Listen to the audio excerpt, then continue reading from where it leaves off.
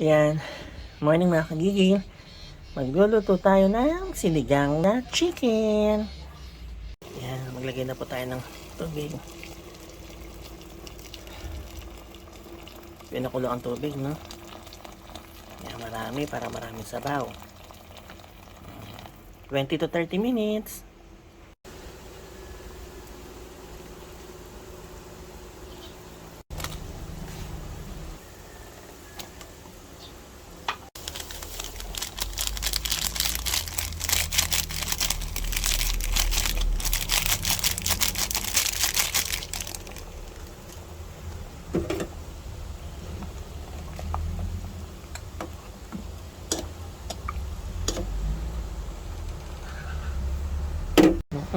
Yan.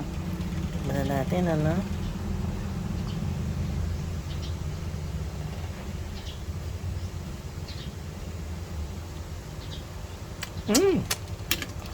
Nakakagigil sa asim. Medyo itong asim. Sarap.